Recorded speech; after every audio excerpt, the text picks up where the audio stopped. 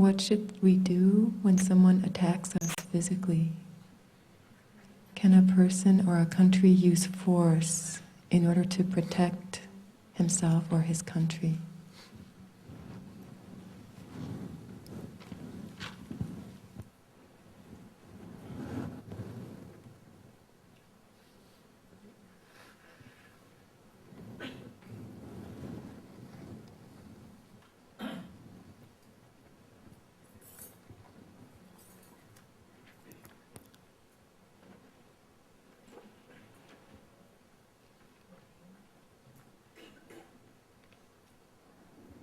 There are many things we can do in order to prevent us from being attacked physically or even mentally.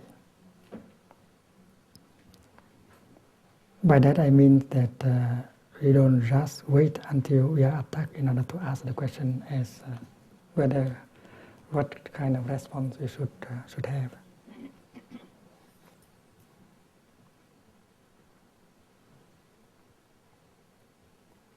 There are many ways of protecting oneself from attack. And that is done by our way of living our daily life. You as a person, you as a country, you learn to live in such a way that nobody wants to attack you. If you know how to generate the energy of brotherhood, of compassion, always ready to help people around, you'll be protected by the energy of compassion, of understanding, and protected by your friends. Because by living with understanding and compassion, you have a lot of friends protecting you. And this is the basic practice.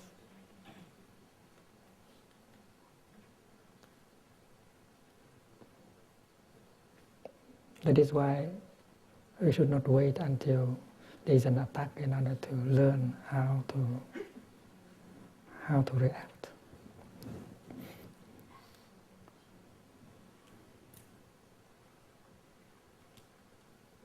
The Buddha himself was attacked physically several times after enlightenment. Angulimala tried to kill him, and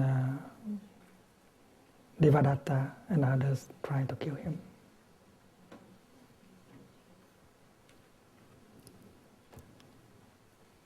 Of course, the Buddha used many ways in order to keep himself from being destroyed physically by the attack.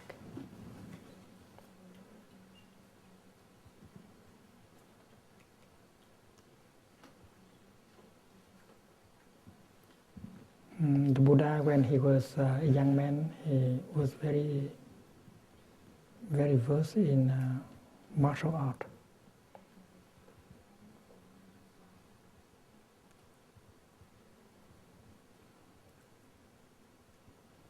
He knew that with his skill, he can always respond to a physical attack.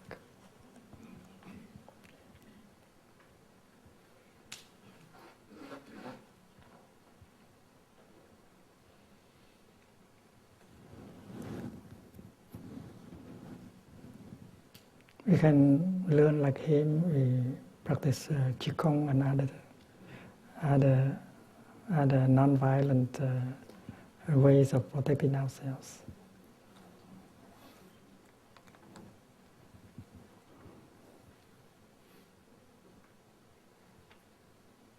We eat and work and sleep in a way that we preserve our health and resistance, and we cultivate mindfulness and concentration and compassion, because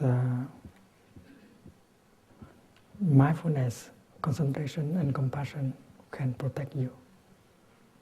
Every time the Buddha was attacked physically, he used his mindfulness, intelligence, compassion to subdue the person that is about to attack him. And he did not have to use his martial art. Maybe there are times when he must have recourse to this kind of skill. But so far, as we read the sutras, we see that he mostly used his intelligence and compassion in order to neutralize the person trying to attack him. Even in a wild elephant. You know, there was one time when there was a split in the Sangha, and the monks did not listen to him. So he was sad.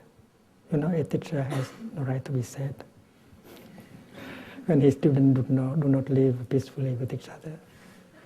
So the Buddha withdrew to a jungle, to a forest, and he spent a few months in that place. And he made friends with many animals, including one elephant and the baby elephants. And the elephant queen was very nice. From time to time, she got bananas and things like that, and offered them to the Buddha. And during that time, the Buddha learned to speak the language of an elephant. He didn't have much to do, so he enjoyed himself with the animals. Later on, when they released a wild animal to attack him, and Ananda, his attendant, was so scareful. Ananda was ready to die to protect the Buddha. Ananda wanted to stand between the elephant and the Buddha, because the elephant was coming up, charging. And suddenly the Buddha let forth an element,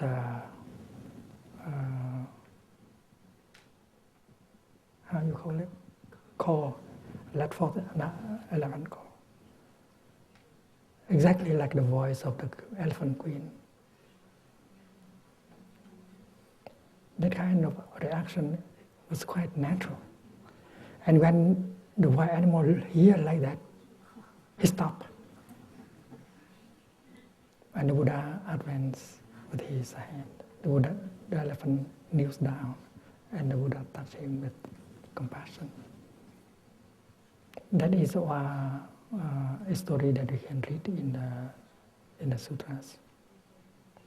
There are many ways to protect yourself, and killing is only the last resort. You have to protect yourself. You have to protect your country. But there are many non-violent ways that you have to use before you think of the last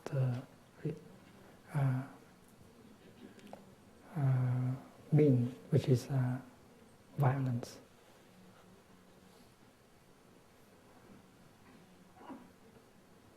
When the country is united, when the country is led by wise people, the country has many ways of making friends and neutralize enemies. And the country doesn't have to use her army a lot. Maybe we need to have an army, but the soldiers may spend their time repairing roads, building bridges. Very nice. The answer is yes, you can neutralize someone who want to attack you. But don't think that the army, the gun is the only way to do so. There are an array of methods that you can use. If your fear is too big, you might think right away of the gun and of the army. But if you are trained in loving kindness, compassion, deep dialogue, you won't have to use the army or the gun. And our political leaders have to know that. You who practice, you should try to convey to your political leaders that fear is dangerous. Misunderstanding is dangerous because misunderstanding brings fear and anger. And we immediately think of the gun and the army as the only solution. But if they practice deep dialogue, deep listening, loving kindness, trying to take care and help other nations and countries and people, even if we have a powerful army, we will never use it. And people like President Chirac, Prime Minister Tony Blair, President Bush should learn from you, who know the practice of deep listening, loving speech, and nonviolent communication, and so on.